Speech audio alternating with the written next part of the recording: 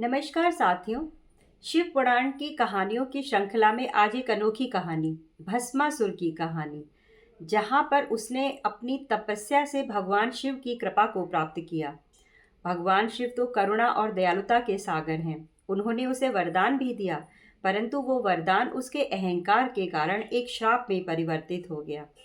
बहुत समय पहले की बात है। भस्मासुर नाम का एक असुर था और उसने शिव की तपस्या करके वह उनको प्रसन्न करना चाहता था। उसने शिव की कठोर तपस्या की और शिव जी प्रकट हुए, क्योंकि उनको तो जो भी पुकारता है वो इतने सरल हैं कि वो तुरंत ही किसी भी भक्त की मनोकामना को पूर्ण करने के लिए प्रकट हो जाते हैं। उन्होंने कहा, क्या वरदान चाहते हो भस्मासुर? तो उसने कहा कि मैं अमरता का वरदान चाहता हूँ। जैसा कि सारे असुर ही कहते हैं कि उन्हें अमर होना है, पर वो हो ही नहीं पाते हैं। शिव जी ने मना कर दिया कि ये वरदान तो मैं नहीं दे सकता, ये मेरे बस में ही नहीं है। तब उसने सोचा कि मैं क्यों ना एक ऐसा वरदान मांगूं कि मैं अगर किसी के सर पर हाथ रखूं तो वो भस्म हो जाए, और इस तरह तो वो किसी को भी भस्म कर सकता है। तब शिव जी ने कहा कि ठीक है, मैं तुम्हें ये वरदान देता हूँ कि आज के बाद तुम जिसके भी सर पर हाथ रखोगे वो भस्म हो जाएगा।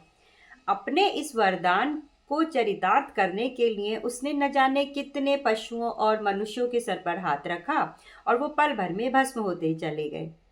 परंतु अभी भी उसको एक शक था, डाउट था कि क्या ये वरदान सच में फलीभूत होगा। उस वरदान की प्रामाणिकता को चरितार्थ करने के लिए उसने सोचा, क्यों ना मैं इस वरदान को शिव जी के ऊपर ही करके देखूं कि वो भस्म होते हैं या नहीं है। तब जब वो शिवजी को भस्म करने के लिए उनके पीछे दौड़ा, तो स्वयं शिव भी भागने लगे कैलाश छोड़कर। उन्होंने सोचा कि ये तो बिल्कुल अपने अहंकार में चूर हो चुका है और पता नहीं क्या कर डालेगा, और इस तरह तो सृष्टि का विनाश ही हो जाएगा।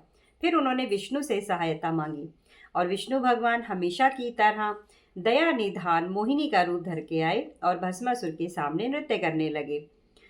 फिर पूछने लगे कि वो इतनी अलौकिक सुंदरता की मूर्ति थी मोहिनी के भस्मासुर उन पर मोहित हो गया और उनको उसने विवाह का प्रस्ताव रखा।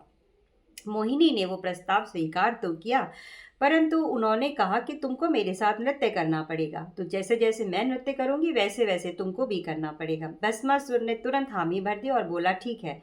अब मोहिनी, जो कि विष्णु का अवतार थी, विभिन्न मुद्राओं में नृत्य करने लगी और भस्मासुर उनकी नकल उतारने लगा। क्योंकि वो दिमाग से तो बैल बुद्धि था, बस ताकत थी उसके अंदर और वरदान की प्राप्ति थी जो उसे शिव से मिला था।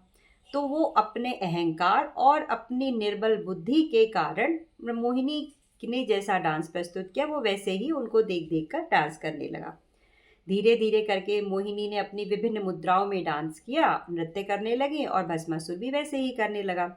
एक मुद्रा में आकर जैसे ही मोहिनी ने अपने एक हाथ को अपने सर पर रखा, भस्मासुर ने वैसे ही हाथ को अपने अपने सर पर रखा और एक पल में ही भस्मासुर का अंत हो गया, वो भस्म हो गया। तो इसीलिए कहा जाता है।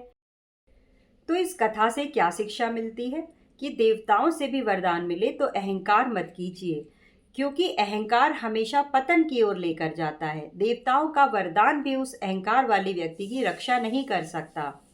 तो अहंकार का अंत हमेशा पतन की तरफ ही होता है। विनम्र बनिए और सबकी सहायता कीजिए।